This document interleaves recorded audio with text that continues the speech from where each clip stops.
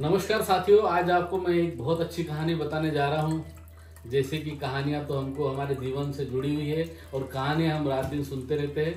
कहानियों के अंदर भी हमको बहुत सारी चीजें सीखने को मिलती है। जस्ट लाइक अपना डेल कार्नेगी की बुक हू माय चीज, उसके अंदर बहुत अच्छी बात कही है कि जो लोग आगे बढ़ते हैं और आगे बढ़ने के बाद जो है वो समस्याओं से ग्रसित होते हैं।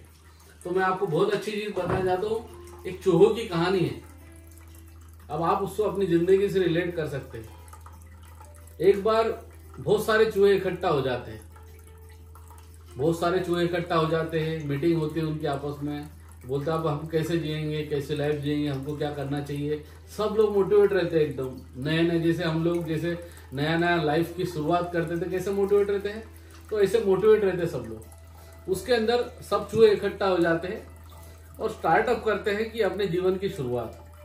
अब उनकी जीवन की शुरुआत एक रेलवे स्टेशन के पास होती है। तो वहां से बड़े चूहे जो रहते हैं खास उनके, वो क्या करते हैं, वो ढूंढते हैं कि चीज कहाँ मिल रही है, मतलब चीज माल कहाँ मिल रहा है, खाना कहाँ मिल रहा है। चूहों को क्या चाहिए? खाना, चीज। चूहे का अपने ऑफिस में भी क्या करते हैं, चूहे चीज ढूंढते हुए आते हैं।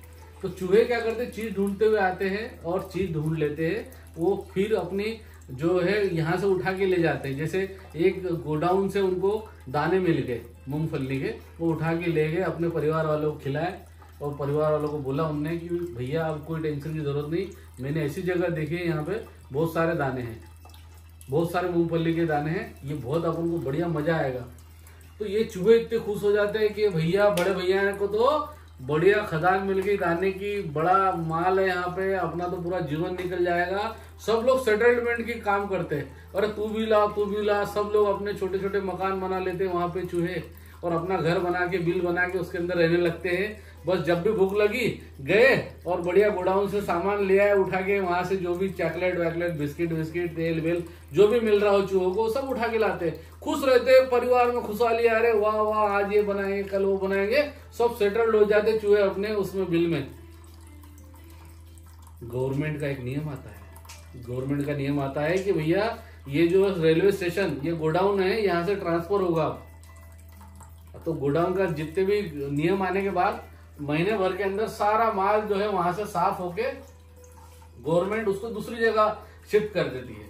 अब गवर्नमेंट जब उसको दूसरी जगह शिफ्ट करती है, तो ये जो खुशियां मनाने वाले चूहे थे हमारे, अब उनके चूहे पे पड़ने लगे लाले, खाने के लाले, वांदे होने लगे उनके। चूहे नाराज, क्या करेगा तेरा भाई, कैसे चलेगा हमारा घर। अब तो कोई गोडाउन नहीं हमारे पास, कहीं से कोई दाने वाने, कहीं मूंगफली का कहीं स्टेशन मिल नहीं रहा आसपास, तो भूखे रह जाते हैं। भूख के मारे तड़प के कुछ चूहे मरना शुरू होते हैं। कब तक जिएंगे, इधर उधर ढूंढते हैं। रेडीमेड खाने की आदत हो गई थी उनको, आसपास का माल रेडीमेड दबाने की आदत हो गई थी। चूहे को मिल ही नहीं रहा था, क्योंकि गवर्नमेंट की पॉलिसी चेंज हो गई थी और प्लेटफॉर्म एरिया चेंज हो चुका था, वहां का गोडाउन चेंज हुआ।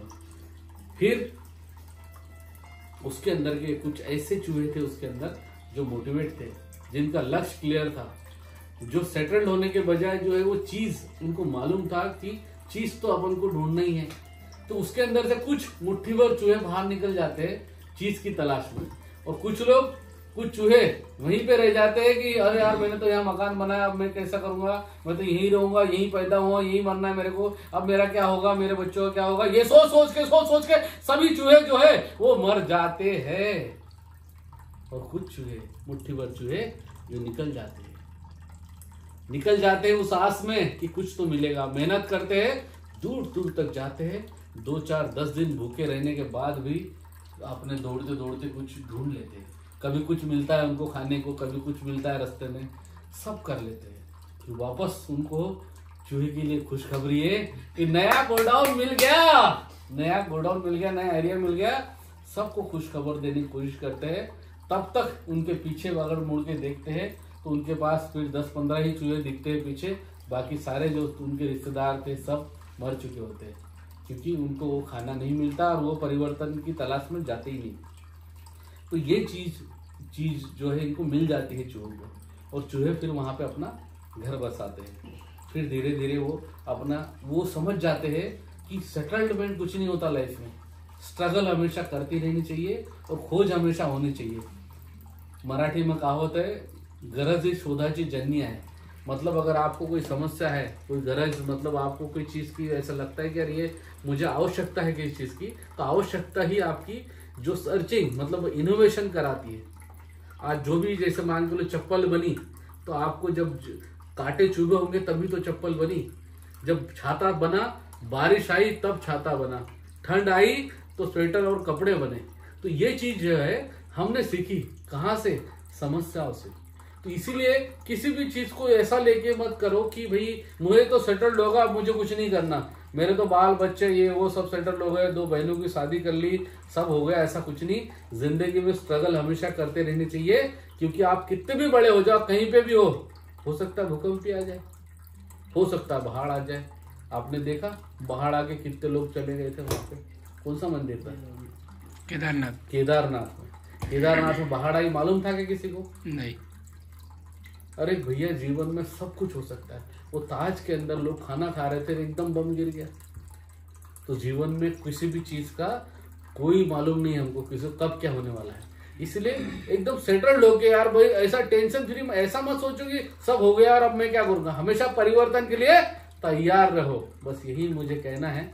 हु माई चीज, ये बुक जो है उसके अंदर ये बहुत अच्छी चीज लिखी थी डेल कार्नेगी ने, और ये हमारे लिए लिखी थी कि हम लोग कभी कभी ये सोचते हैं कि हो गया। जैसे एक हाथ का जो लड़का है बढ़िया पढ़ाई लिखाई करके मास्टर बन गया, सोचता है मास्टर बन गया मुझे कुछ नहीं करना। जीवन भर करना है भैया जीवन में। अब कुछ लोग बोलते मुझे, अरे यार गोपाल भाई, हम तो क्या है अभी इतना अच्छा काम कर लिया, 40 साल में रिटायर्ड हो जाएंगे।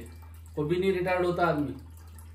जब तक आपका शरीर जिंदा है, जब तक आप जिंदा हो, खुद के ऊपर डिपेंड रहोगे, तो कभी रिटायर्ड नहीं कहलाओगे। कभी किसी के लिए आप जो है वो कि बोझ नहीं बनोगे। और जो बोझ बन गया वो धरती के लिए बोझ है, वो कुछ भी नहीं कर सकता। इसीलिए आप हमेशा तैयार रहिए, एक्टिव रहिए, डिपेंड ना रहिए, और आपका सोच और विचारों की शक्ति को जिंदा रखिए। नमस्कार, मैं आपका प्यारा दोस्त गोपाल गावंडे। कैसा लगा कहानी सुन के नीचे कमेंट जरूर करिएगा। जय हिंद।